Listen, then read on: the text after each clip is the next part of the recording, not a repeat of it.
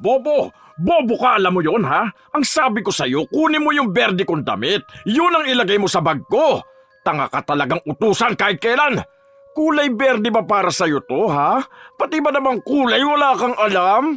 Ano nang nangyari sa buhay mo, ha? Siguro stress na sa iyong pamilya mo. Tangina ko, magkakaroon lang din naman ako ng kasama sa bahay na tulad mo, mas mabuting mamatay na lang talaga. Kaya siguro yung asawa mo tumalo na lang sa bangka dahil iniisip niyang nakakasawang magkaroon ng asawa na gaya mo. Kung kinain man siya ng mga isda sa laot, baka mas masaya pa yun kaysa magtiis na magkaroon ng asawa na kasing bobo mong hayop ka. Nanggigigil ako sa kabobohan mo. Nanginginig tong kamao ko. Pasensya ka na talaga, kuya. Hindi ko napansin na iba yung nakuha ko eh. Huwag mo naman na sanang banggitin ang asawa ko. Matagal na siyang wala. Pinipilit ko na nga lang maging abala sa buhay para hindi ko maalala. Paanong hindi ko ipapaalala sa'yo? Palagi mo akong ginagalit. Ewan ko ba, buti na lang nawala yung asawa mo sa laot. Naiwa siya sa buhay na meron kayo ngayon. Nakakagigil ang katangahan mong buwisit ka. Lumayas ka nga sa harapan ko. Huwag na huwag ka nang babalik dito sa bahay ko. Ang pagkakaroon ng isang masamang ugali na amo ay tila isang malaking balakid sa sinuman. Dahil sila ang klase ng mga tao na mas inuuna ang pera kaysa sa kapakanan ng kanilang mga tao.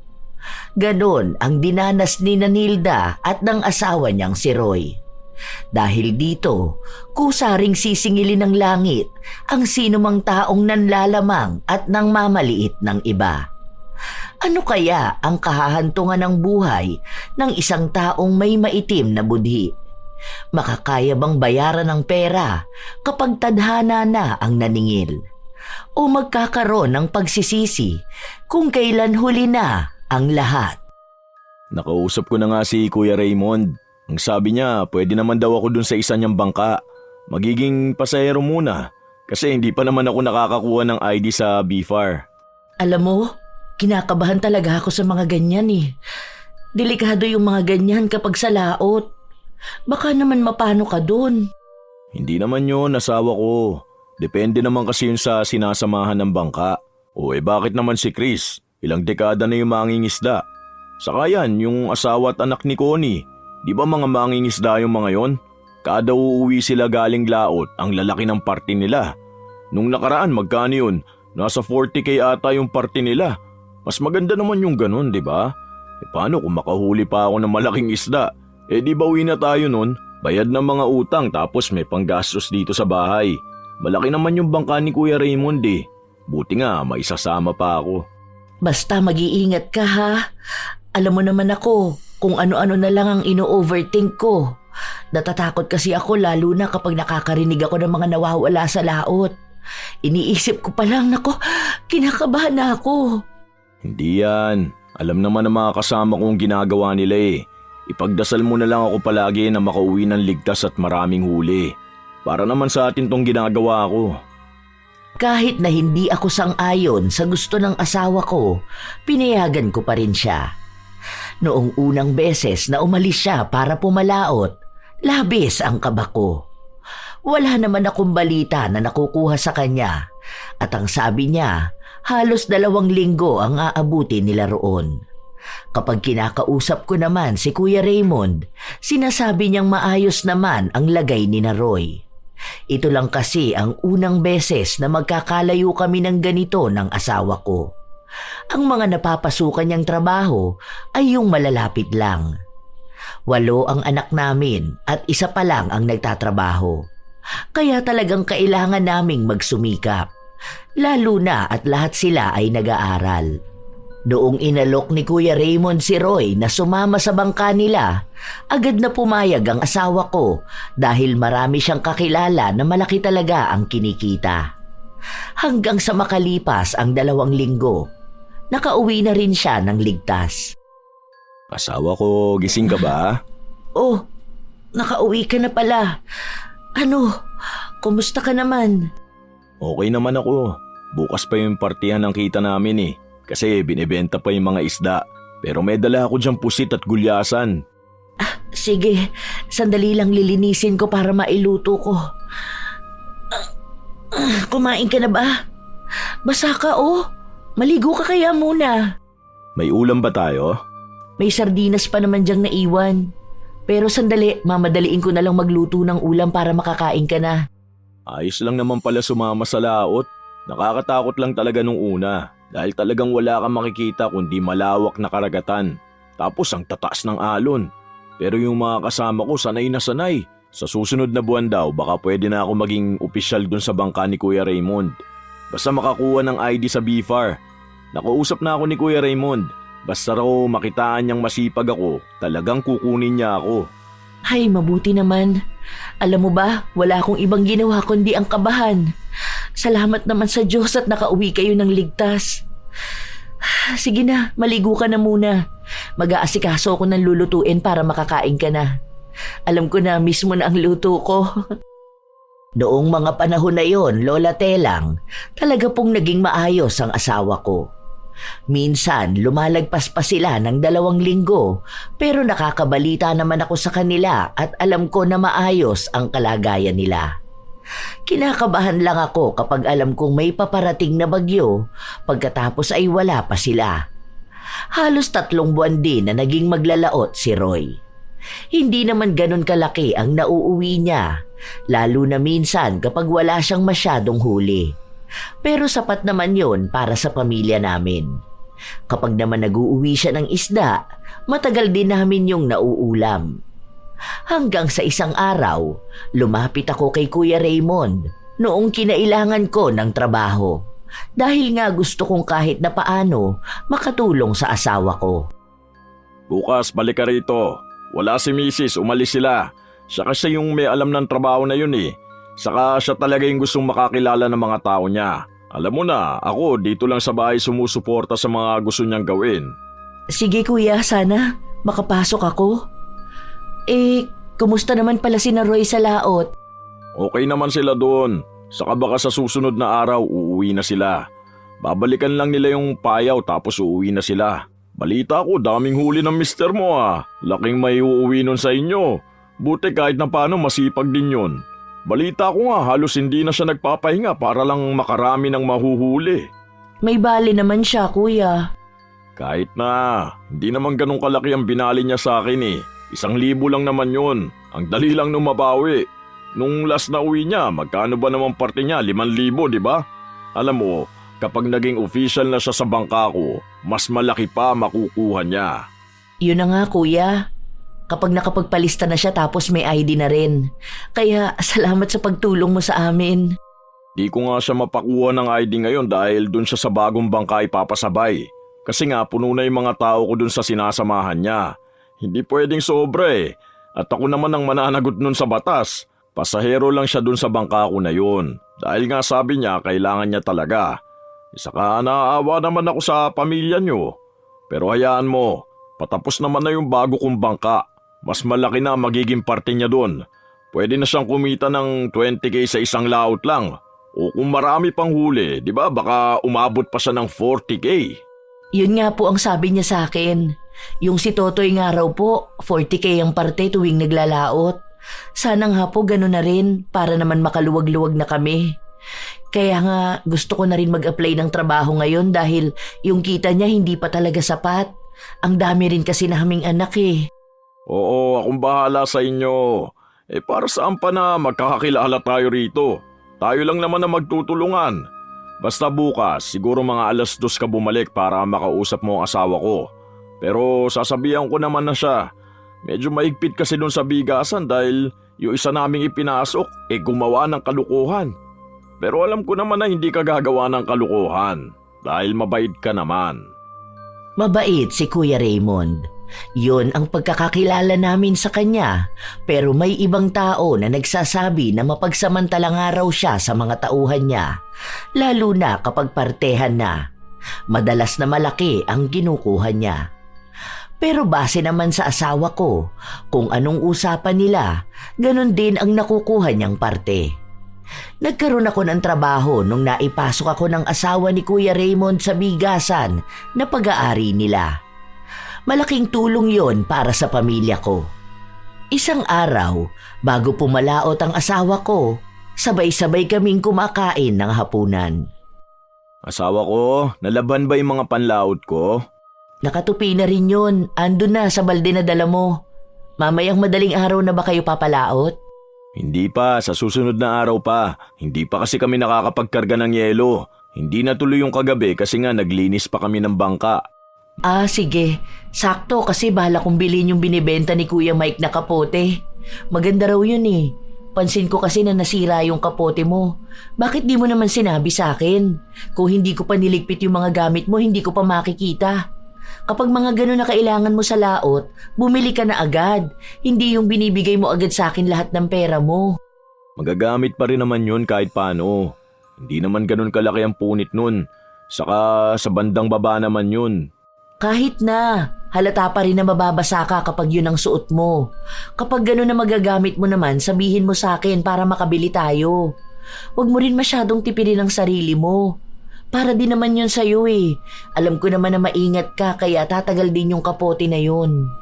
Wala naman kasi yun, pero sige, kung may makukuha ka na mas murang kapote.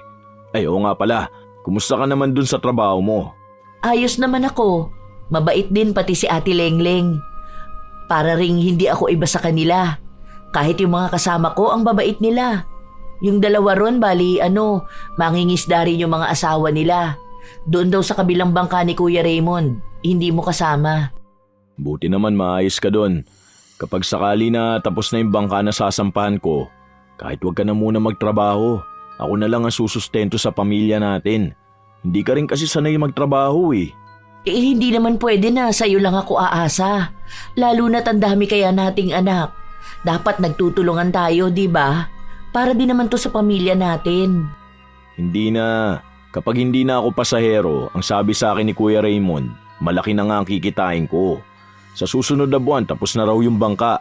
Siguro kapag naging maganda na ang hatian namin, kahit wag ka na magtrabaho, siguro tuloy mo na lang yung gusto mo na pagbebenta ng mga damit.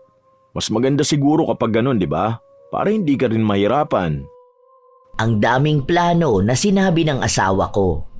Mga plano na talaga niya noon pa bago siya pumalaot. Ilang araw pa ang nagpatuloy. Akala ko'y maayos na talaga ang lahat hanggang sa nabalitaan ko nga na may paparating na bagyo. Dahil din sa balita na yon, nagsiuwian ang ilang mangingisda. Hindi raw sila pwedeng tumuloy sa laot dahil baka masalubong pa nila ang bagyo at mapahamak pa sila. Pero ang bangka ng asawa ko, wala pa. Kahit yung mga kasamahan niya, hindi pa rin nakakauwi. Kaya nagpunta ako sa bahay ni na Kuya Raymond at nagbabaka sakali na makakuha ng balita kung kailan niya pa uuwiin ang mga tao niya na nasa laot. Huwag ka mag-alala. Hindi naman mapapahamak ang asawa mo. Para namang sinabi mo na hindi ako nag-aalaga ng mga tao ko. Hindi lang naman mag-isa ang asawa mo na hindi pa nakakauwi. Marami sila doon. At hindi rin naman ako papayag na mapahamak sila. Dahil kapag nawala sila, ibig sabihin mawawala rin yung bangka ko. Kung alam mo lang kung gaano kamahal magpagawa ng bangka. Hindi mo naman maaalis sa akin na mag-alala sa asawa ko, kuya. Alam mo naman sa laot. Tapos super typhoon pa raw ang parating. Nakakatakot. Kasi yung mga kapitbahay namin, umuwi na yung mga asawa nila eh. May isa pa nga doon kalalaot lang nila pero pinauwi na sila. Baka naman pwedeng pauwiin mo na yung bangka ng asawa ko. Hindi naman pwedeng ganun lang yung kadali. Hindi mo kasi alam kung ano malulugi naman sa akin kung wala silang iuuwi na isda. Hindi naman matutuloy ang bagyo na yan eh. Minsan nga sinasabi sa balita na uulan pero hindi naman umuulan. Kaya wala yung bagyo na yan. Baka matunaw din yan. Huwag kang mag-alala dahil baka maging pampamalas ka lang eh. Imbis na makakuha sila ng maraming isda, mawala pa dahil sa'yo. Malas sa negosyo yung ginagawa mong ganyan. Perwisyo ka rin eh. Kung matutunaw yun, sana hindi nagsiuwian yung ibang mangingisda, di ba? Yung asawa nga ng kapitbahay namin, isang araw pa lang daw silang umaalis, bumalik na agad sila. Kasi nga, alam nilang delikado pumalaot. Hindi lang naman asawa mo ang nasa bangka. Ano bang hindi mo maintindihan doon? Kapag dumating ang bagyo, pwede naman silang pumunta sa kabilang isla. Ganun lang yun. Kahit kaninong mangingisda ka magtanong, alam na nila yan. Saka magaling yung mga kapitan ng bangka ko. Alam nila ang gagawin kapag parating na ang bagyo. Kahit na anong pilit ko kay Kuya Raymond, ayaw niyang makinig sa akin. Pinagpipilitan niya na mas alam niya ang ginagawa niya kaysa sa gusto kong mangyari. Kinabukasan, may nakausap akong kapitbahay namin na may asawang maglalaot din. Ilang taon na siyang mangingisda, kaya alam daw nila na kapag may bagyo, dapat ay pinapauwi na ang mga nasa dagat. May radyo naman daw doon na nagsasabi sa kanila. Madalas daw mas nauuna pa silang makaalam kung may paparating na bagyo o kung malakas talaga yon, kaya kahit wala pang balita, pinapauwi na sila. Pero minsan daw ay depende yon sa may-ari ng bangka. Dahil meron daw na mga katulad ni Kuya Raymond na hanggat wala pang bagyo, wala ring karapatan na umuwi. Mas malaki raw kasi ang bangka ni Kuya Raymond at mas marami silang isda na hinuhuli, kaya madalas sa kanila ang huling bangka na umuuwi. Dati raw siyang sumasampa sa bangka ni Kuya Raymond, pero minsan na siyang kamuntikan mawala sa laot dahil nga ayaw pang magpauwi ni Kuya Raymond kahit na ang lakas na ng alon. Ang dami rin niyang sinabi sa akin. May naikwento pa siya na ilan na rin ng bangka na nasampahan niya at sa kasamaang palad ay mayroon daw talagang mga mangingisda na nawawala sa laot. Sa totoo lang, ayoko nang makipag-usap tungkol sa mga ganoong bagay, pero ang sabi nila sa akin, kung mangingisda raw ang asawa ko, dapat ay handa rin ako sa mga ganoong balita. Dahil kapag nasa laot na sila, wala silang kasiguraduhan kung makakauwi pa ba sila sa pamilya nila o tuluyan silang mawawala sa lawak ng dagat. Naku, Diyos ko po, sana naman walang mangyaring masama sa asawa ko. Hindi ba? Pwede naman silang sumilong sa ibang bayan kung saan sila aabutan ng bagyo. Sana ganun na lang ang gawin nila, no? Kung saan man sila abutan ng bagyo, wag na lang nilang piliting tumuloy sa laot. Iba pa naman ang bagyo na to. Dito pa sa atin ang tama. Ay, kinakabahan talaga ako. Kahit na hindi pa naman dumarating ang bagyo o wala pang pinapakitang senyales ang langit, hindi talaga ako mapakali. Hindi ako makatulog ng maayos kaiisip sa asawa ko. Kaya ang ginawa ko, nagpunta ulit ako sa bahay ni na Kuya Raymond. Alam ko naman na nakukulitan na siya sa akin, pero yun lang din naman ang alam kong paraan. Wala naman kasi akong paraan para makausap ang asawa ko. Ikaw lang din naman yung nag-iisang tao na alam ko may komunikasyon sa kanila kahit na nasa laot sila. Kaya nga sa'yo ko lumalapit at humihingi ng tulong, kuya. Ang kulit mo talaga, no? Bakit ba hindi mo maintindihan na mas alam ko ang ginagawa ko? 3 bangka ang pag-aari ko. Kahit na isang beses walang nawala sa mga tauhan ko. Kahit na dumaan pa ang kung ano-anong bagyo na yan, nakakauwi sila ng ligtas. Bakit mo kasi pinasama ang asawa mo kung takot ka naman pala? Sana doon na lang siya sa bahay niya nang pare-pareho kayong mga mamatay sa gutom. Parang lumalabas ngayon wala akong alam sa negosyo ko ah. Bago sumama ang asawa mo sa bangka ko, alam na niya ang pwede mangyari sa kanya sa laot. Ito talaga ang isa sa iniisip ko noon eh. Kaya ayoko ipasama yon. Parang ayaw mong mahiwalay sa yung asawa mo. Ang inaalala ko lang kasi kuya yung kalagayan nila. Nag-overthink na kasi ako eh. Hindi mo naman ako masisisi. Unang beses ng asawa ko sa ganito. Tapos nakakatakot din yung mga balita na naririnig ko na talagang malakas na bagyo to. Paano kung bigla na lang tumaob ang bangka nila, di ba? Ilang pamilyang mawawalan kung sakali man. Ay, bahala ka na nga dyan sa buhay mo. Ayokong kinukulit ako. Sa susunod, kung takot ka pala, huwag mo na ipasama ang asawa mo. Pagbalik nila rito, hindi ko na yung pasasampay sa bangka ko. Maghanap kayo ng pwede niya samahan. Ewan ko na lang kung may tutulong pa sa inyo. Hindi na lang kayo magpasalamat. Alam mo ba kung ilang tao ang lumalapit sa akin para lang makasampa sa bangka ko, pero hindi ko pinapayagan? Tapos yung asawa mo, isang beses lang nakiusap sa akin dahil nga kailangan niya magpalamo ng sandamukal na mga anak nyo. Kaya pinayagan ko siya. Ganun kadali. Tapos hindi ka man lang magpasalamat sa akin? Kung hindi ka ba naman buwisit, di ba? Hindi ko nadaan sa pakiusapan si Kuya Raymond. Sa tuwing kakausapin ko siya, galit na galit siya sa akin. Palagi ko raw kasi siyang pinapangunahan na mas alam niya ang ginagawa niya dahil matagal na siyang humahawak ng mga mangingisda. Alam niya kung kailan sila pwedeng pumalaot o kailan sila pwedeng umuwi. Hanggang sa dumating na nga ang araw na kinatatakutan ko. Nabalitaan ko na yung 2 bangka ni Kuya Raymond ay umuwi na, habang yung sa sinasakyan ng asawa ko, hindi raw nila makita kung nasaan. Sinubukan daw kausapin sa radyo na dala nila pero walang sumasagot. Malakas ang alon. Sobrang lakas ng bagyo na umabot pa sa puntong pati bubong namin ay natanggal. Maging ang pagtaas ng tubig ay mabilis din, kaya pinasok ang bahay namin. Para kaming mga basang sisiw. Na-rescue naman kami at dinala sa evacuation center. Noong mga panahong yun, wala akong tigil sa pagdarasal, lalo na para sa kalagayan ng asawa ko. Ilang araw din bago tumigil ang bagyo. Ubos ang lahat sa amin dahil sira ang bahay namin, nabasa pa ng baha lahat ng aming gamit. Pagkabalik namin sa bahay, may mga kapitbahay naman kaming tumulong para kahit paano malagyan ng trapal ang parte ng bahay naming natanggalan ng bubong. Medyo umaambon-ambon pa kasi nung mga panahon na yon. Ang mga anak ko naman ang nagtulong-tulong para malinisan ang bahay naming puro putik. Dito muna kayo. Bantayan mo muna ang mga kapatid mo, Kiana. Bakit ma? Saan naman po kayo pupunta? Huwag na muna po kayong umalis. Baka mamaya mapano pa kayo dyan sa labas. Pupuntahan ko lang si Kuya Raymond. Kailangan natin magkaroon ng balita tungkol sa tatay nyo. Dito muna kayo ha. Yung mga kapatid mo, huwag mong palalabasin. Babalik din ako kapag nakausap ko na siya.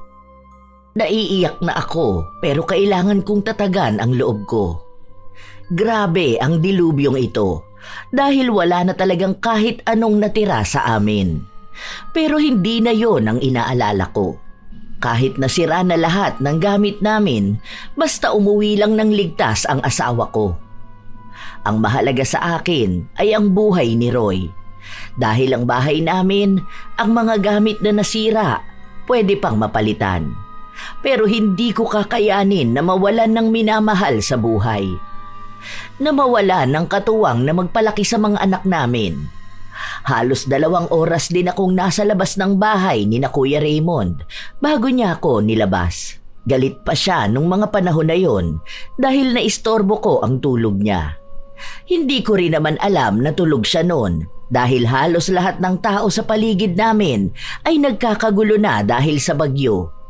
Dagdag pa ang pamilya rin ng mga mangingisda na hindi pa nakakauwi. Kuya, ano na pong balita doon sa sinasakyang bangka ng asawa ko? Ano na pong nangyari sa kanila? Makakauwi na po ba sila? Mga kailan po kaya? Maghintay ka na lang. Nakausap ko na yung kapitan ng bangka. Nandun sila napadpad sa Infanta Pangasinan dahil hindi pwedeng masira ang bangka ko. Ang mahal magpagawa nun. Maayos naman sila, kuya. May natutuluyan naman sila doon. May nakakain naman sila, no? Siguro naman tinutulungan sila ng mga taong nakapaligid doon. Kailan kaya sila pwedeng makauwi? Ang dami-dami mong tanong. Umuwi ka na nga lang doon sa inyo at bukas pumasok ka sa trabaho. Pinapasahod ka namin, puro ka absent. Kapag ako nainis, tatanggalin talaga kita eh. Ewan ko na lang kung mabuhay mo yung 8 mong anak. Wala na nga kayong malamon kung ano-ano pang ginagawa mo. Kapag sinabi ko na nasa kabilang lugar sila, ibig sabihin nun maayos sila doon. Kung hindi ka naniniwala sa akin, ikaw ang pumunta doon para masiguro mong maayos ang asawa mo. Hindi ko sa obligasyon para araw-arawin mo kung puntahan sa bahay ko. Pero maayos naman po ang asawa ko, di ba? Kailan po kaya sila makakauwi? Baka naman pwede mong makausap yung kapitan ng bangka na umuwi na sila. Kasi nag-aalala ko sa asawa ko. Anong akala mo, napaka-importante mo para sundin kung sinasabi mo? Na kapag gusto mong umuwi ang asawa mo, pauuwiin ko lahat ng tao ko para lang mapanatag ka? Tanga ka talaga eh, no? Buti sana kung ikaw magbabayad ng mga malulugi sa akin eh. Hindi lang asawa mo ang sakay ng bangka ko. Hindi lang pamilya nyo ang binubuhay ng mga isda na mahuhuli sa laot. Itong ayaw ko sa lahat eh. Yung kapag may isang tao kong tinulungan, tapos aakalain na pwede ko silang paboran palagi. Kasi naman po may bagyo. Hindi naman ako humihingi ng pabor para lang sa akin. Para din naman yun sa pamilya ng mga mangingisda na kasama ng asawa ko, di ba? Baka naman po pwede nyo na silang pabalikin. Basta kapag naging kalmado na yung alon, baka pwede na rin silang agad makauwi, ano? At kung sino kayang pwedeng makausap doon, para sana makibalita din ako sa asawa ko. Huwag ka na nga puro tanong. Inistorbo mo na nga ang tulog ko, wala ka pang ibang ginawa kundi magtanong sa akin. Alam mo bang nakakainit ka ng ulo? Wala naman akong ibang tinatanong kundi tungkol lang sa asawa ko. Gusto ko lang malaman na maayos siyang makakauwi sa amin. Yun lang naman ang sasagutin mo, kuya. Kahit nga mga anak ko nag-aalala sa kalagayan ng tatay nila eh. Paano pa kaya yung ibang pamilya ng mga nakasakay sa bangka, di ba? Alam mo kung ano nakakapagpainis sa akin? Yung mga tao na tanga kausap. Kapag bagong gising ako, ayaw na ayaw ko yung kinukulit ako sa paulit-ulit na tanong. Kapag sinabi ko na kung anong alam ko, yun na yun. Kaya sa susunod, huwag kang pupunta sa bahay ko, guguluhin mo ko para sa walang kwentang bagay, ha? Kasi sa totoo lang, hindi mo gugustuhin na mainis ako dahil hindi mo ko kilala kapag galit ako. Buisit ka. Bahala ka nga dyan. Hindi niya sinagot ang mga tanong ko. Pumasok siya sa loob ng bahay nila habang ako naman bumalik sa bahay para maglinis. Hindi pa rin maayos ang isip ko dahil hindi ako makakampante hanggat hindi ko alam kung anong nangyayari sa asawa ko. Hanggang sa nabalitaan ko na may 3 mangingisda raw na nawawala doon sa bangka na sinakyan ng asawa ko. Halos manginig ang buo kong katawan noong nabalitaan ko yun. Ayaw kong isipin na kasama ang asawa ko sa nawawala, pero ang sabi ng isang mangingisda rin, isang pasahero ang isa sa mga nawala. Sa pagkakaalam ko, 2 pasahero ang nasa bangka ni Kuya Raymond at isa doon ang asawa ko. Hindi pa kumpirmado kung sino raw ba dahil hindi rin nila kilala. Wala pa rin silang nakakausap na tao sa bangka ni Kuya Raymond. Gawa nga na nasira ang radyo ng mga yun. Hanggang sa kinabukasan, bumalik na naman ako sa bahay ni na Kuya Raymond. Tangina, ano bang problema mo ha? Pabalik-balik ka rito sa bahay ko. Ako ang iniistorbo mo. Hindi po kasi ako mapakali, kuya. Nabalitaan ko kasi na may nawawala raw na isang pasahero dun sa bangka mo. Hindi naman yun ang asawa ko, di ba? Sige na, para lang mapanatag ang kalooban ko. Gusto kong malaman na hindi yun ang asawa ko. Hindi na ako mapakali. Hindi ako makatulog ng maayos kakaisip ko sa asawa ko. Kahit nasabihin mo lang sa akin na hindi siya yun. Pangako, hindi na ako mangungulit sa'yo. Hindi ko alam. Kung asawa mo man yun o hindi, wala akong pakialam. Isa pa, ganun talaga ang buhay. Kung mawawala sa laot, baka yun na talaga ang kapalaran niya. Hindi ko naman yung kontrolado eh. Saka normal na sa mga mangingisda ang nawawala sa laot. Sa dagat sila nagtrabaho eh. Malamang doon din sila mamamatay, di ba? Hindi naman pwedeng hindi mo alam. Mga tao mo sila. Nakakausap mo sila. Alam mo kung sino yung nawawala. Ang sabi nga nila may komunikasyon kayo, di ba? Para naman mapanatag ako. Bakit hindi mo nalang sabihin na hindi kasama ang asawa ko dun sa mga nawawala? Wala akong panahon makipag-usap sa'yo. Hindi ko tauhan ang asawa mo dahil nakikisabay lang siya sa bangka ko, ha? Kung sakali man na siyang nawala, hindi ko siya kargo. Pasahero lang siya. Kasalanan niyo yan kung nawala siya. Bakit ka kasi pumayag na sumama siya kahit na alam mong may bagyo pala? Tanga ka rin kasi. Mukha kayo mga pera. Wag na wag ka nang babalik dito sa bahay ko, ha? Wala akong pakialam sa buhay ninyo. Kung nawala man sa laot ang asawa mo, sumama ka dun sa kanya at yung 8 niyong anak. Magpakalunod kayo sa dagat. Mga buwisit kayong lahat. Masakit ang mga salitang sinabi ni Kuya Raymond. Hindi ko mapigilan na maiyak dahil hindi lang naman ako ang kinutsaan niya, pati na rin ang buong pamilya ko. Marami kaming anak ng asawa ko, pero ni minsan hindi kami umasa at humingi ng tulong sa kahit na sino. Ang pinapambuhay namin sa kanila ay ang pera na pinaghirapan din namin. Ilang araw akong hindi makatulog.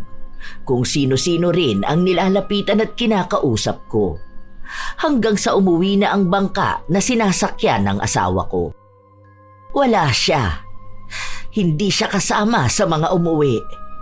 At sa isang balita lang sa akin, gumuho ang buhay ko. Isa raw si Roy sa 3 mangingisda na nawala sa laot.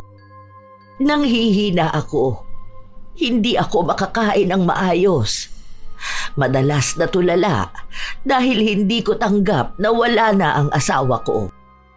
Hindi ako naniniwala dahil mas naniniwala ako sa pangako ng asawa ko na kahit na anong mangyari ay uuwi siya sa bahay dahil ayaw kong makarinig ng kahit na anong balita. Hindi ko rin kayang sagutin ang itatanong ng mga tao sa akin tungkol sa asawa ko. Dahil baka humagulgol lang ako ng iyak sa harapan nila. Isang araw, habang tulala akong nakaupo at nakatingin sa pinto, tumabi sa akin ang anak ko.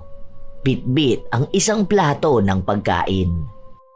Ma, kumain ka naman. Baka naman magkasakit ka niyan. Ilang araw ka nang hindi kumakain at natutulog. Magpalakas ka rin naman. Hindi naman pwede na wala na nga si tatay, tapos mawala ka rin sa amin, di ba? Hindi namin kaya yun. Anak, tingnan mo nga, baka biglang dumating ang tatay nyo.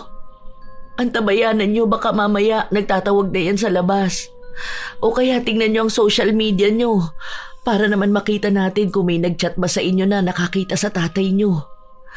Alam ko naman na pwede niya kayong makontak, di ba? Kabisado niya rin tong number ko. Baka dito siya tumawag. Ma, 1 linggo nang wala si tatay. Hindi na siya babalik sa atin. Kasi nga, wala na siya. Hindi naman nakita ang katawan niya, di ba?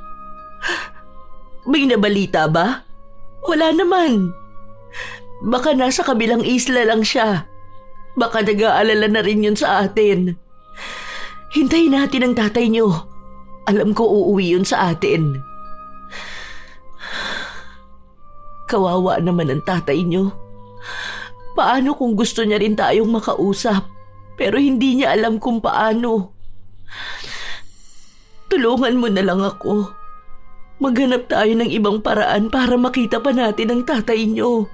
Yung mga asawa ng 2 nawalang mangingisda, tanggap na nila, Ma. Ang lawak ng dagat. Hindi natin sigurado kung makikita pa natin ang katawan ni tatay. Ilang maglalaot na ba ang nawala sa dagat? Hindi ba? Hindi na rin naman nakita ang katawan nila. Wala na tayong magagawa kung wala na talaga si tatay. Kailangan na lang nating tanggapin. Alam kong mahirap, pero wala na tayong pagpipilian. Kailangan din nating umusad sa buhay, Ma.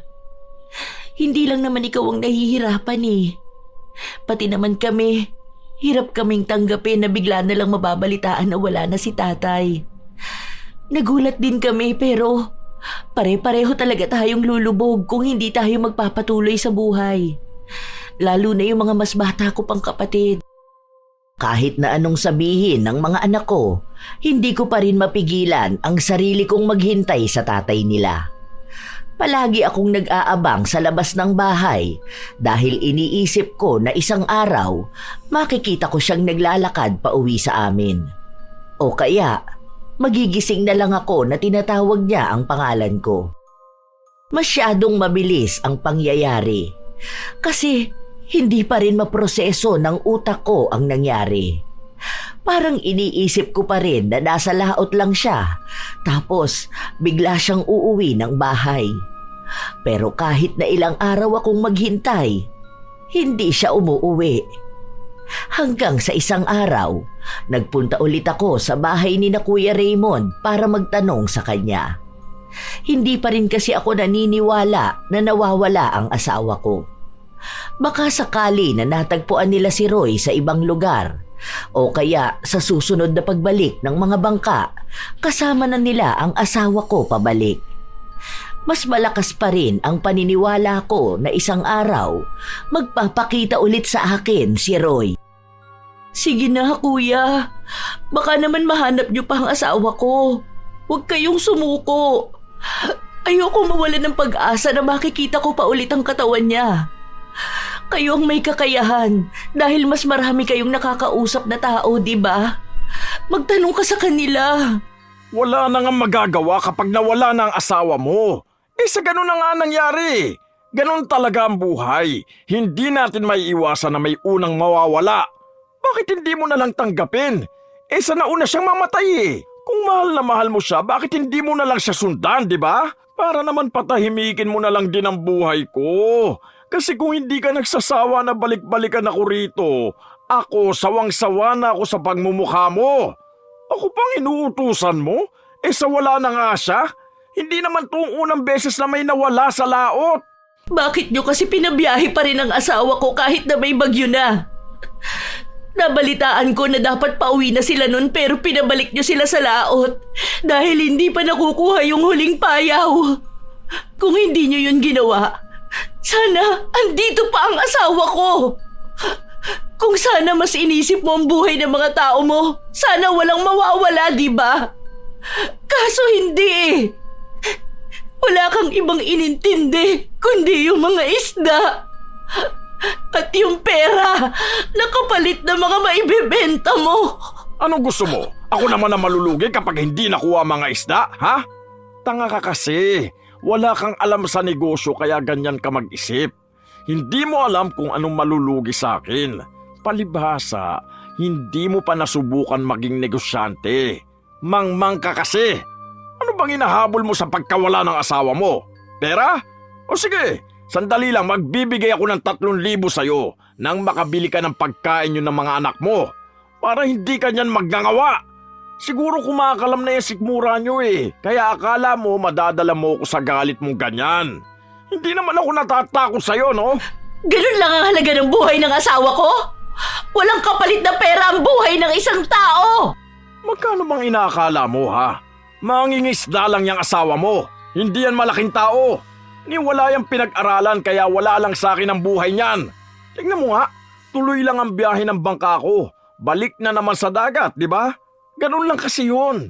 Hindi ko naman hawak kung nawala siya sa laot Siguro mas maganda kung tanggapin mo na lang na ganun talaga ang buhay. Hindi magkakaroon ng halaga ang kahit na sino. Baka malungkot pa ako kung ang nawala yung tao talaga na may malaki kong pakinabang. Ano ba naman yung bariyang nakukuha ko sa hatian namin ng asawa mo? Buti nga hinayaan ko siyang sumampa sa bangka ko Tapos ngayon nagmagandang loob lang ako? Ako pa pala masama? Hindi nyo man lang alayan ng maayos na padasal yung mga nawala. Hindi man lang kayo nakisimpatya sa pamilya nila. Anong klaseng tao kayo? Ha? Talagang ang pera na ang naging Diyos nyo? Ano bang simpatsya ang gusto mong ibigay ko sa inyo? Sige, sabihin na natin kinain na ng mga isda yung inanod na katawan ng tanga mong asawa. Ano bang magagawa kapag nagdasal kami para sa kanya? Ano ba sa tingin mong kapangyarihan ng dasal, ha? Magkakaroon ba bigla ng himala? Makakahuli ba kami ng maraming isda? Malalaman ba namin kung anong isda ang nakaubo sa katawan ng asawa mo? Hindi naman, di ba? Isa pa, kung magdarasal lang din naman ako, uunahin ko ng ipagdasal ang negosyo ko na magkaroon kami ng maraming huli para naman lahat kami magkaroon ng maraming pera. Nagbibigay na nga ako ng pera sa'yo, ayaw mo naman tanggapin. Kung gusto mo, sige, ibabalik kita doon sa bigasan. Magtrabaho ka doon para may pakain ka sa mga anak mo. Mag-aanak kasi kayo ng marami tapos ngayon gusto nyong ako pa managot sa pagkawala ng asawa mo? Huwag mo nga akong kausapin na parang ako talaga ang may malaking kasalanan dito. Hindi naman ako ang bagyo o alo na humampas sa bangka para mahulog ang asawa mo. Nasiraan pa nga ako ng bangka dahilan sa bagyo, no? Sinisi ko ba kayo? Nanghingi ba ako sa inyo ng pampaayos? Hindi pwedeng ganito lang. Ilalaban ko ang karapatan ng asawa ko. Sisiguraduhin kong makukulong ka sa kapabayaan mo. Hindi lang to para sa asawa ko. Pati na rin doon sa mga mangingisda na nawala at kinalimutan mo na lang basta. Dahil naniniwala pa rin ako na dapat kang managot. Makukulong? Ako? May pakukulong mo? Ano bang akala mo? Ganun lang kadali ang magkaso sa isang tao, ha? Huwag mo akong pinapatawan, Hilda. Ni wala nga makain ang mga anak mo eh. Ni wala nga bubong ang bahay nyo. May pambabayad ka ba sa abogado? Hindi mo rin ako mapapakulong. Alam mo ba kung bakit? Kasi hahanapan ka ng patunay na trabahador ko ang asawa mo. May patunay ka ba maliban sa mga kwento mo, ha? Pasahero si Roy. Sumasampa siya sa bangka ko nang hindi ko siya tauhan dahil wala naman siyang ID, di ba? Hindi siya registered na mangingisda. Wala siya sa listahan. Kaya wala kang maikakaso sa akin. Wala kang karapatan. Ano, gusto mo maging kakampi yung mga kasama niya sa bangka? Tingin mo ba mas kakampihan kanila kaysa sa akin? Hindi. Kaya kung ako sa'yo, mag-move on ka na lang, ha? Mas lalo akong nanginginig sa galit, Lola Telang. Kasi kung makapagsalita siya, parang walang halaga ang isang tao. Ilang beses pa kaming nagkasaagutan pero iisa lang ang pinaparating niya. Na mas mahalaga ang kikitain niyang pera kesa sa kung sinong tao ang mawawala. Kahit na anong diskusyon na namin, hindi talaga ako manalo sa kanya. Nang makauwi ako sa bahay, wala akong ibang ginawa kundi ang umiyak. Naabutan pa ako ng panganay kong anak na kagagaling lang din sa trabaho. Ikinuwento ko sa kanya ang mga napag-usapan namin ni Kuya Raymond. Utal-utal pa akong nagbabahagi sa kanya dahil hindi ko kinakaya ang sama ng loob ko. Sobrang sakit ng dibdib ko. Sobrang bigat. Hindi ko alam kung maiintindihan ba ako ng anak ko dahil alam kong marami din siyang inaalala. Tapos, nabalitaan ko pa na hindi naman dapat mawawala ang tatay niyo. Kung hindi lang naging ganid si Raymond. Mas mahalaga pa sa kanya ang magiging pera niya kaysa sa buhay ng ibang tao. Parang para sa kanya, nabibili lang ng magkano ang buhay ng iba. Sobrang bigat ng dibdib ko. Ma, di ba sabi ko naman sa'yo huwag ka na magpunta ron? Tingnan mo, ikaw lang ang sumama ang loob. Sagad na ang kasamaan ng ugali ng tao na yun. Hindi mo na siya mababago. Kung ano ang paniniwala niya, yun na yun. Wala na rin naman magagawa kung aawayin mo siya. Para saan pa? Babalik ba si tatay? Uunlad ba ang buhay natin? Opo, alam ko bilang panganay sobrang hirap nito. Kasi ako na lang ang lumalaban ngayon. Humahanap lang ako ng katarungan para sa tatay mo. Naniniwala ako na dapat may managot. Kung totoo man na nawawala siya. Dahil, paano ko maililigtas naman sana siya pero iniwan siya ng mga kasama niya? Pwedeng gano'n ang mangyari. O kung may ibang tao na may kinalaman, dapat mabigyan sila ng leksyon. Yun lang naman ang hangad ko, anak. Kung sa batas ka hahanap ng katarungan, wala tayong makakapitan. Kasi totoo naman yung sinabi ng hayop na yun eh, na wala naman tayong patunay na sa kanya nga nagtatrabaho si tatay. Hindi pwedeng iyakan lang ang korte, ma. Hindi uubra doon ang mga paawa mo. Maging totoo na lang tayo.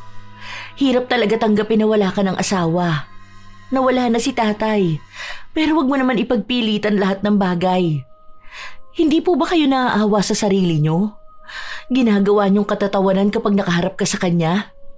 Nung nakaraan, lumuhod ka pa sa kanya. Ni wala naman siyang binigay na kahit ano, di ba? Yung dalawa nga na nawala, mga tauhan niya yun, pero wala rin namang ginawa yung pamilya nila para kasuhan siya, di ba?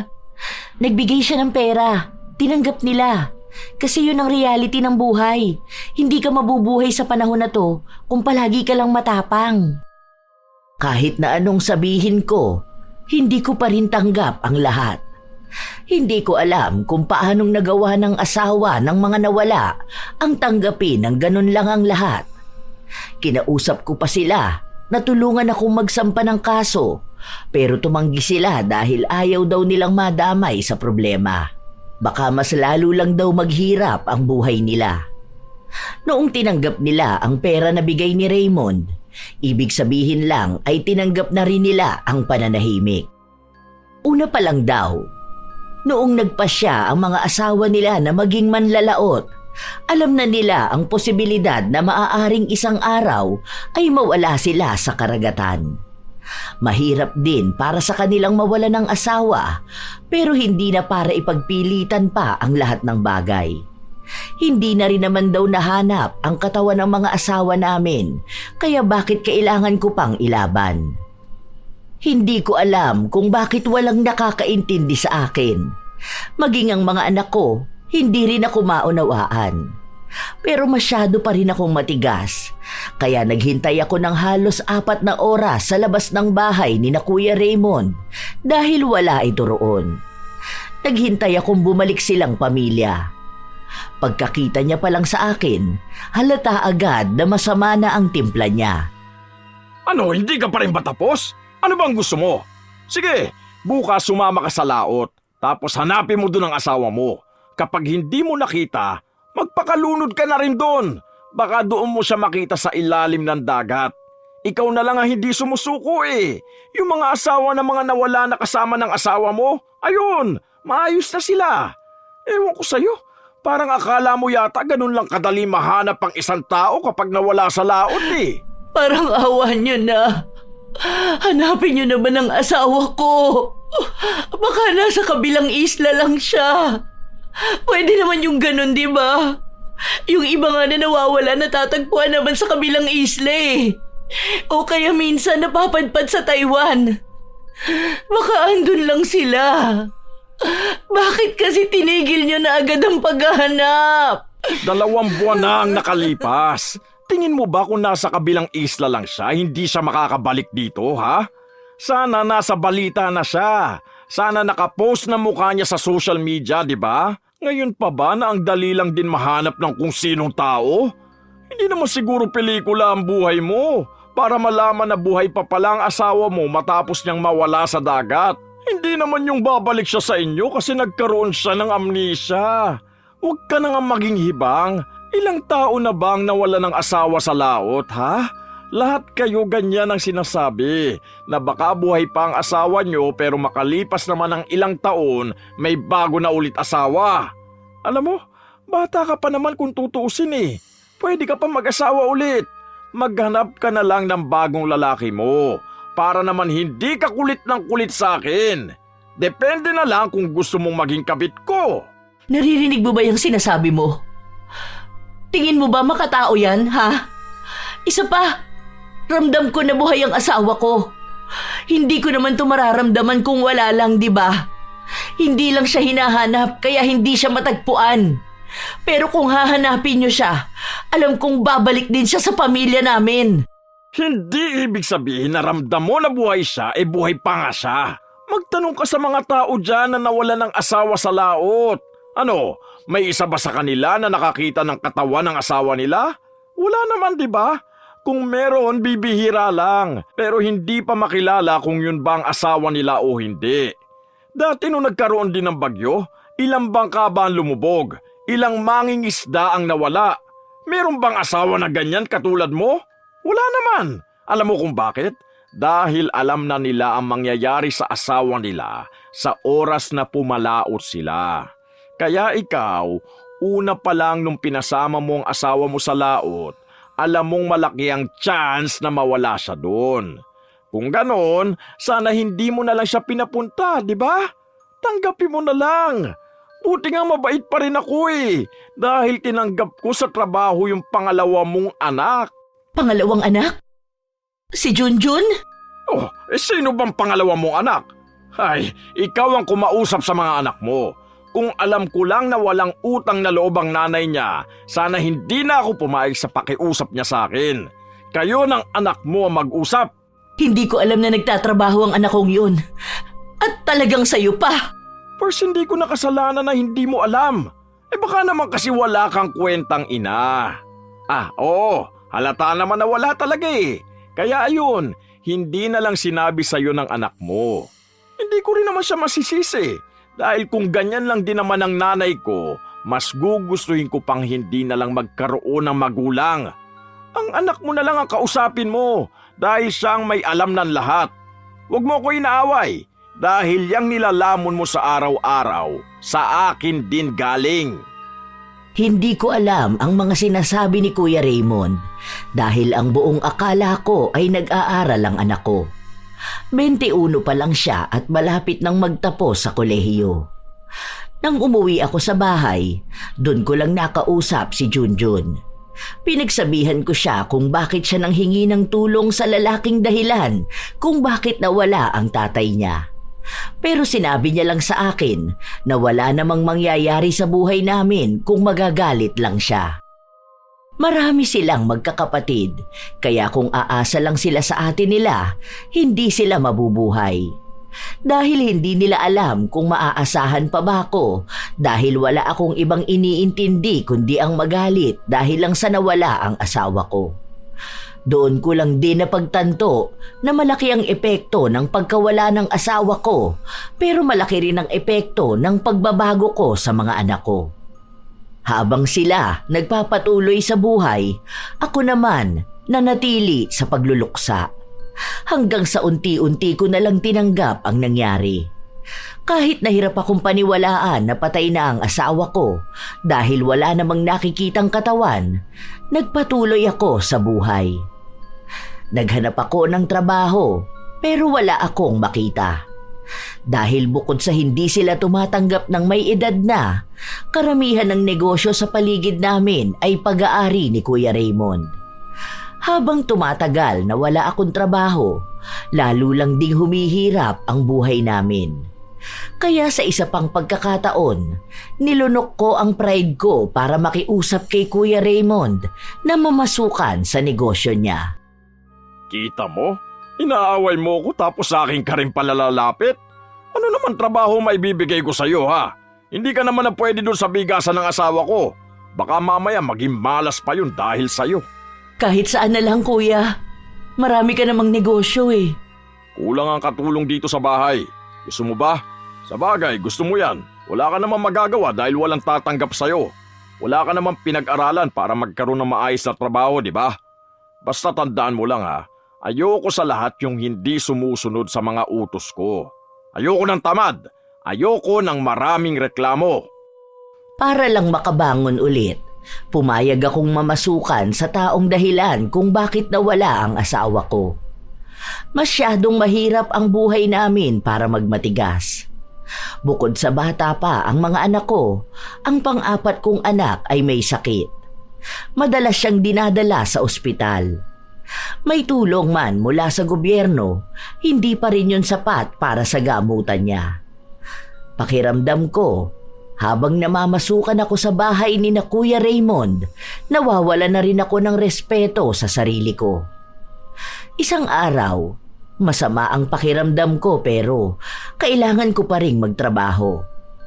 Hindi ko rin sinasadya na mabasag ang mga plato na hawak ko.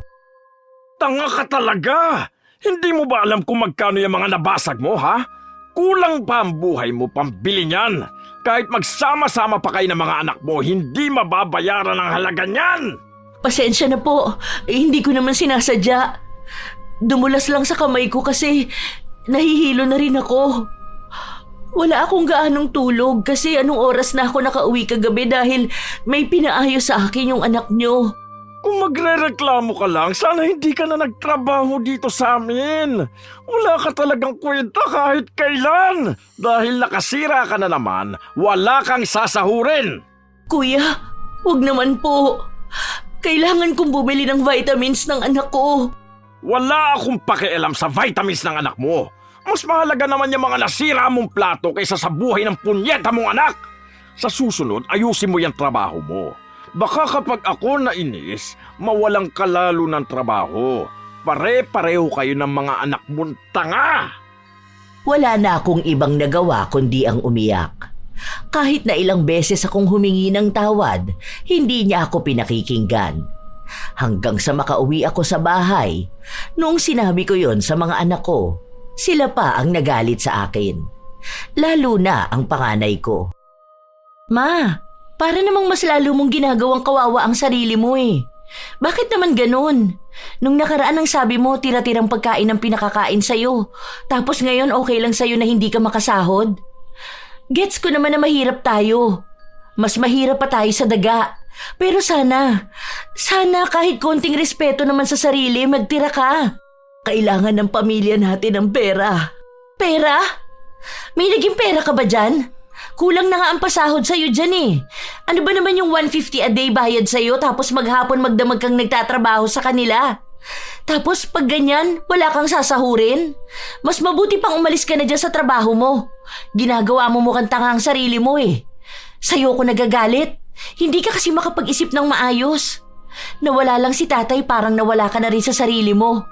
Ako yung hirap na hirap sa sitwasyon natin. Hindi porkit kailangan natin ng pera, magpapakaalipin ka sa lalaki na yun. Wala namang natutulong sa buhay natin. Parang pati ikaw nawala na sa amin eh. Nawalan ka na ng direksyon. Baka sa mukha ng anak ko na problemado siya, hindi lang sa pamilya namin, kundi pati sa akin. Aaminin ko naman, Lola Telang, na sa mga sandali na yun, parang ang wala akong direksyon sa buhay. Hindi ko na nga alam noong mga panahon na yon kung totoong buhay pa ba ang nangyayari sa akin. Dahil simula nung nawala ang asawa ko, nawala na rin ako sa sarili ko. Nawalan na ng saysay ang buhay ko. Pero dahil may mga anak ako na ayokong iwan, nagpatuloy ako. Ilang beses na akong sinabihan ng mga anak kong umalis na sa trabaho dahil mas lalo ko lang ding pinapalala ang sitwasyon ko. Pero sadyang matigas ako. Hanggang sa dumating sa punto na nasaktan na ako ni Kuya Raymond. Bobo! Bobo ka, alam mo yon ha? Ang sabi ko sa'yo, kunin mo yung berde kong damit. Yun ang ilagay mo sa bag ko. Tanga ka talagang utusan kahit kailan. Kulay berde ba para sa'yo to, ha? Pati ba namang kulay wala kang alam? Ano nang nangyari sa buhay mo, ha? Siguro stress na sa iyong pamilya mo. Tangina ko, magkakaroon lang din naman ako ng kasama sa bahay na tulad mo, mas mabuting mamatay na lang talaga. Kaya siguro yung asawa mo tumalo na lang sa bangka eh, dahil iniisip niyang nakakasawang magkaroon ng asawa na gaya mo. Kung kinain man siya ng mga isda sa laot, baka mas masaya pa yun kaysa magtiis na magkaroon ng asawa na kasing bobo mong hayop ka. Nanggigigil ako sa kabobohan mo. Nanginginig tong kamao ko. Pasensya ka na talaga, kuya. Hindi ko napansin na iba yung nakuha ko eh. Huwag mo naman na sanang banggitin ang asawa ko. Matagal na siyang wala. Pinipilit ko na nga lang maging abala sa buhay para hindi ko maalala. Paanong hindi ko ipapaalala sa'yo? Palagi mo akong ginagalit. Ewan ko ba, buti na lang nawala yung asawa mo sa laot. Naiwa siya sa buhay na meron kayo ngayon. Nakakagigil ang katangahan mong buwisit ka. Lumayas ka nga sa harapan ko. Huwag na huwag ka nang babalik dito sa bahay ko.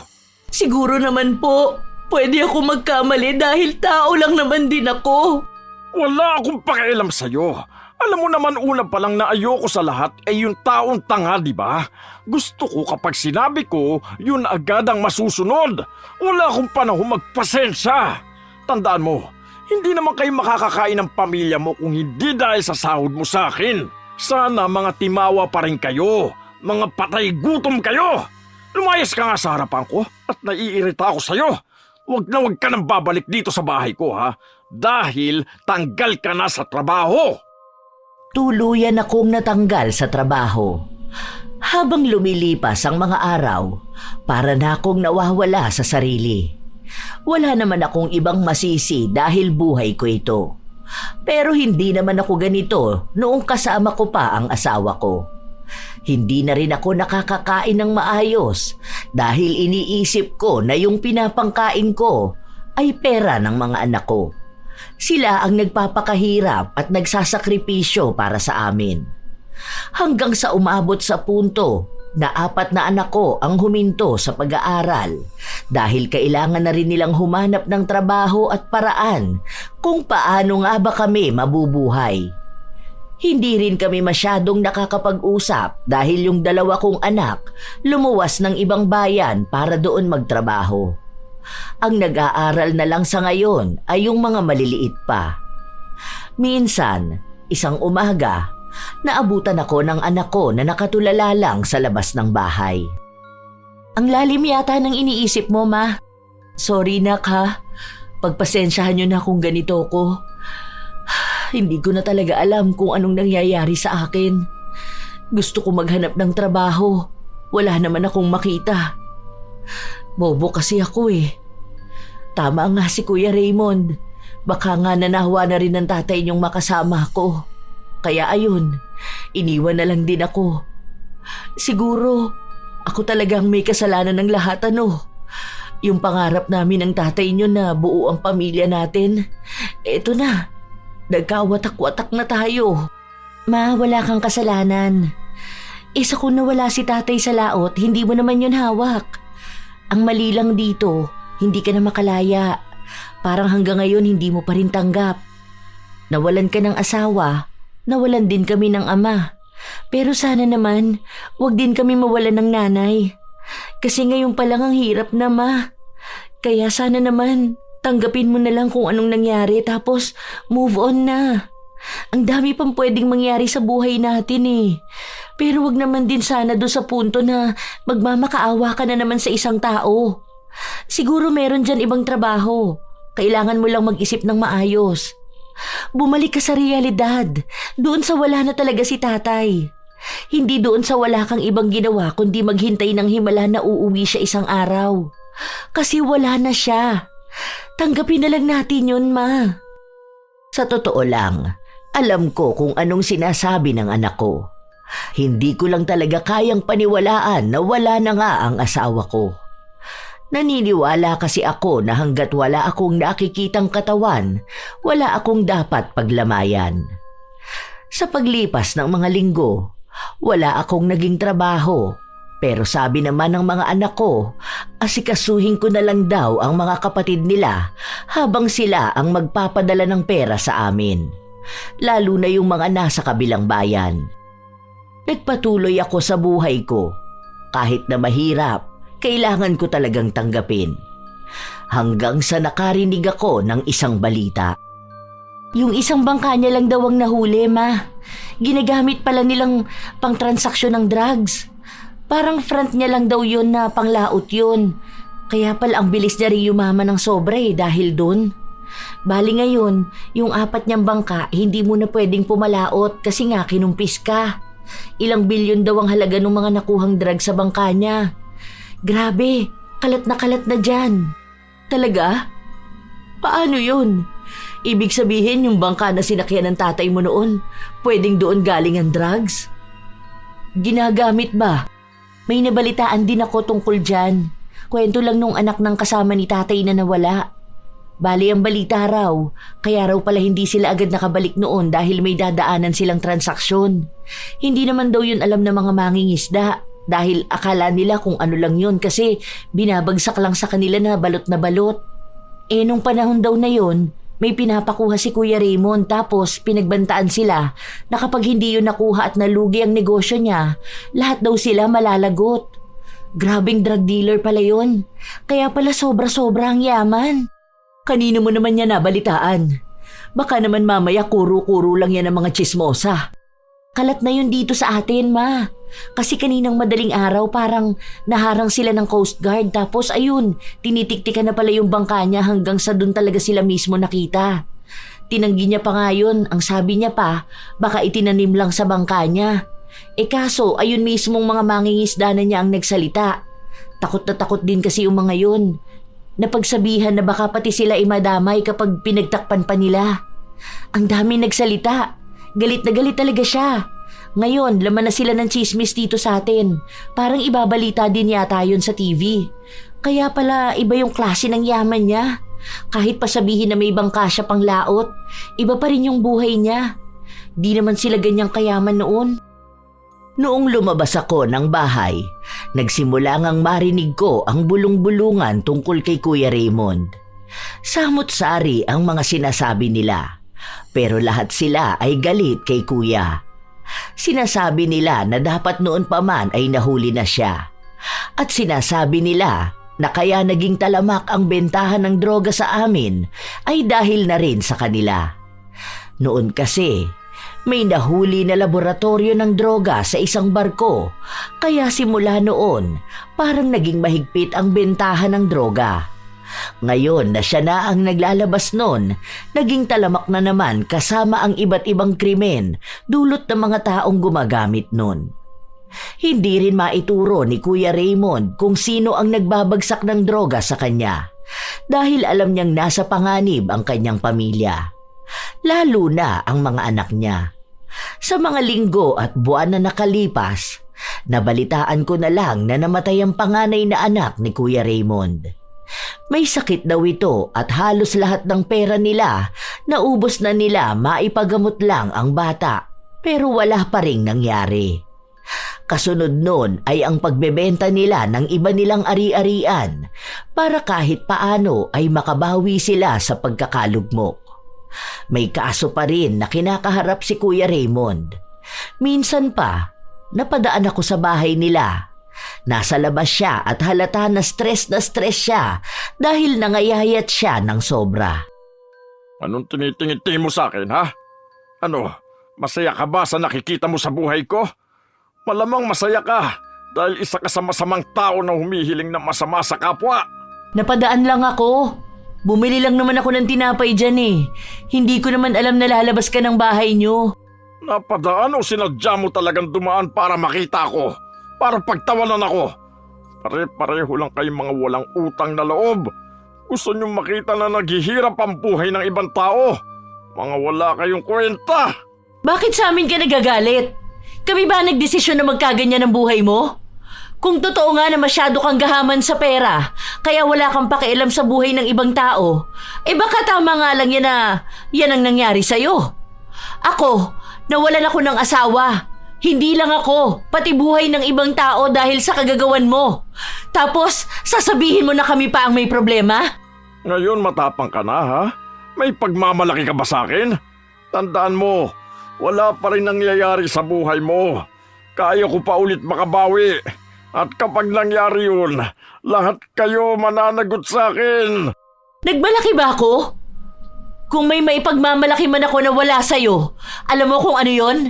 Malinis na konsensya. Wala kang konsensya kasi nilamong ka na ng pera. Pero ngayon, mukhang iniwan ka na rin ng pinagmamalaki mo. Malalang karma na ang tumama sa'yo. Tinanggap ko na ang pagkawala ng asawa ko pero sadyang lahat talaga bibigyan ng hustisya. Hindi ka man nagbayad sa nangyari sa pagkawala ng 3 tao na sumampa sa bangka mo. Langit na ang gumawa ng paraan para singilin ka. Ngayon, wala ka ng takas. Dahil kahit na ikaw pa ang pinakabayaman dito sa lugar natin, wala yan kapag langit na ang naningil sa'yo. Hanggang sa huling hininga mo talagang babawian ka. Hindi na ako naghintay ng sasabihin niya dahil agad na rin akong umalis at umuwi ng bahay. Akala ko hanggang sa ganun lang ang mangyayari sa buhay niya, pero mas malala pa pala. Nasunog ang bahay nila at kalahati ang napinsala. Lahat ng mamahaling gamit na naipundar niya noon, naubos. Wala na rin silang ipon na pera dahil ginagamit nila yon pampagamot sa asawa niya. Noon ko lang din nabalitaan na may cancer ang asawa niya, kaya pala wala na rin yung bigasan nila. Isa sila sa naging malaking usap-usapan sa amin dahil sa biglaan nga nilang pagbagsak. Ang dami rin nilang natanggap na reklamo mula sa mga dati nilang tauhan, mga kasambahay na hindi na nila napapasahod. Hindi ko akalain na sa isang iglap, hihirap sila ng sobra-sobra. Yung isa niyang anak, nabalitaan ko na nagtatrabaho sa isang bar. Dahil yun lang daw ang madaling paraan para kahit na paano makabangon sila. Alam mo, naaawa ako kay Kuya Raymond. Grabe yung nangyari sa buhay niya. Ay, grabe nga ma. Nakita ko siya nung nakaraan. Parang namamali mo siya sa palengke. Lahat talaga ng naipundar nila ubos. Di ba noon sobrang yabang niya, tapos kahit masagi mo lang pamilya niya, lalaitin na buong pagkatao mo. Tapos ngayon, yung karma nila talagang sagad. Nakakakilabot talaga kasi wala pang 1 taon, grabe yung binagsak ng buhay nila. Paano ba naman kasi noon, lagi niyang sinasabi na walang halaga ang buhay ng ibang tao. Dahil para sa kanya, mas mahalaga pa rin ang pera. Tapos ngayon, kahit na magkano wala nang natira sa kanila. Buti nga kahit na paano may bahay pa rin silang natutuluyan eh. Isa pa yun, ma. Alam ko mawawala na rin sa kanila yung bahay kasi hindi pa naman pala yun bayad tapos hindi na nila nahuhulugan. Kawawa rin yung asawa niya kasi nga may cancer tapos hindi pa tuloy-tuloy yung gamutan. Wala rin yatang tumutulong sa kanila dahil halos lahat ng tao rito sa atin nakaaway nila. Buti nga yung mga mangingisda na tauhan niya noon, may mga bago nang sinasampahan na bangka ngayon. Tapos noon pala, sobra siya sa hatian. Hindi niya iniisip ang ibang tao. Kaya ayan, ganyan ang nangyari sa buhay niya. Kaya hindi tayo dapat nagiging mapagmataas sa ibang tao. Dahil kung anong pinagyayabang natin, madali lang ding bawiin ng Diyos. Isang hampas niya lang ubos lahat yan. Wala talagang matitira tapos sasabayan pa ng parusa. Tingnan mo na lang si Kuya Raymond. Kung anong niyabang niya noon, siya namang binagsak niya ngayon. Mas maganda talaga na maging mabuting tao dahil ang karma, ibang klase kong maningil. Habang kami ay nagpapatuloy sa buhay, mas lalo namang bumabaon sa kahirapan sina Kuya Raymond. Sa paglipas ng panahon, ang nabalitaan na lang namin ay namatay na ang asawa niya. Tapos ang isa niyang anak ay hindi na nakaalis sa trabaho niya na pagbebenta ng katawan. Si Kuya Raymond naman, naging palaboy na. Nakakalungkot mang isipin na gano'n ang nangyari sa kanya, hindi naman din namin hawak ang kanyang kapalaran.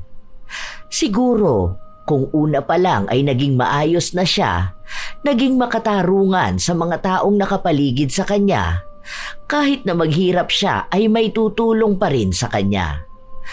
Tunay talaga na may karma. Hindi mo man ito hilingin na mangyari sa isang tao, alam ng langit kung kailan dapat maningil. Ang buhay namin ng mga anak ko naging maayos kahit na paano. Malaki pa rin ang pasasalamat ko na lumaking mababait ang aking mga anak. Nagtutulungan silang magkakapatid.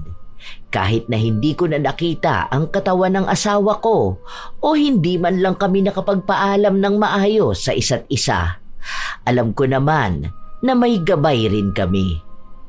Ang mahalaga na lang sa akin ngayon ay nagpapatuloy ako sa buhay kasama ang mga anak namin. Ika nga, ang karma ay isang batas ng buhay na mahirap iwasan. Kung kasamaan ang itinanim, higit na yun din ang aanihin. Minsan, ang mga taong gumagawa ng masama, ang akala nila'y ligtas sila sa balik ng kanilang ginagawa. Sa paglipas ng panahon, nagiging kampante sila dahil tila walang dumarating na kaparusahan. Ngunit ang hindi nila alam, mas matagal na paghahanda, mas mabigat na parusa. Meron ngang kasabihan na ang karma ay parang bagyong tahimik. Hindi mo alam kung kailan darating, pero siguradong sisira sa lahat ng ipinundar mong mali. Bumabalik ang anumang kasalanan mo sa paraang mas doble ang sakit. Tandaan na lamang na ang mabuti ay bumabalik sa mabuti at ang masama ay babalik din sa masama. Huwag mong sayangin ang panahon sa paggawa ng mali dahil may mga mataang tadhana at ang hustisya ng karma ay dumarating sa tamang oras na hindi mo inaakala. Mahirap talaga tamaan ng karma, mga apo, kaya dapat palaging kabutihan ang itanim dahil sa huli, kabutihan din ang iyong aanihin. Kayo ba, mga apo, may mga tao ba kayong nakilala sa buhay ninyo na sobrang sama at nagkaroon ng malalang karma? Kung gayon, maaari nyo bang ibahagi sa amin at naway may natutunan kayo sa ating bagong kwento. Shout out sa ilan sa mga masusugid na tagapakinig ng mga istorya ni Lola Telang. Vilma Claude at sa lahat ng mga tagapakinig sa Mindanao. Marian Weaver, Marilor Guevara at sa Naling Family. Lee Sumayang, G. Rod, Mirna Alfaro, Assorted Love Hurts KSA, Chiki So, Nana, Joy PJ, Linme Venteroso, Melanie Braza, Kim Nicole Nolasco, Liza Lynn Tizon, Alma Lipon. Shout out din sa inyo, Teresa Balino, Ann Cherry Santos, Elgin TV Vlog, Wilkes TV, Cherry Sanchez, Wena Joy Robles, Danilo Candido Jr., Gray, Mafia, Margarita Galang, Nika Jean Perez, Josie Calastre, Amara Flor Calastre at Jenny Calastre ng Maspasan, Kalinog, Iloilo. Biyahe ni Mary Motovlog, Dulce Imay, Melody Quito. Salamat sa pakikinig nyo, Teresa Llorca, Girly Satur at sa Ceiling Department ng Cosmo Malvar, Batangas. Geraldine Narbasa, Marco Nanes, Ate Auring, Faye, Binda, Leslie, Kuya Dennis at Jay ng Amira Boxes Handicrafts, Joanne Akula, Jenny Rose Loba, Joseph Apego, Siti Fatma, Emer DLS, Noor OFW Riyadh, Christine Olasiman, Ann Ganda, Raymark Estrabela, Juvie Cruz, Connie Concepcion, Charmaine Ebon.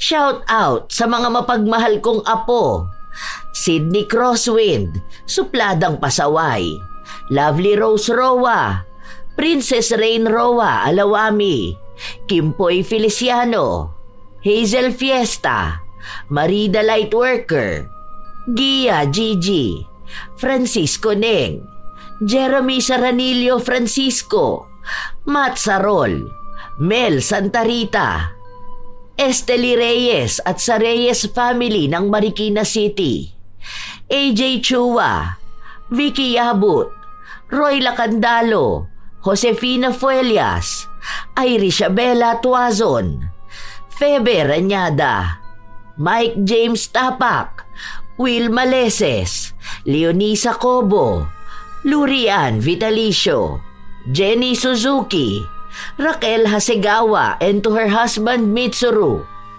Maria Lee Nakagawa, Lynn Hasegawa, Elise Padilla, Lydia Lopez, Gemstone Claro, Lance MBB, Rosalina Bugayong, Ami Yong, Ami Bag, Ami Pakana, Angelina Ignacio, sa buong Team Manok ng Amsik Angeles City, Pampanga, Ray Galedo at sa Galedo family ng Kabuyaw, Laguna, Roslyn Mangilin, Cherry Bay Libiran, Robert Crimen, Razon Yao, Milrose Demate, Angel Cancelier, Jaime Constantino, Jennifer Makasinag, Alma Naong, Rachel Whitney, Pureza Tagiwalo, Gaminil Francisco at sa kanyang asawang si Dada Neil Francisco, Arvid Shane Hoiberg Channel. Ito ang inyong Lola Telang at maraming salamat sa lagi ninyong pakikinig at pagsuporta, mga apo.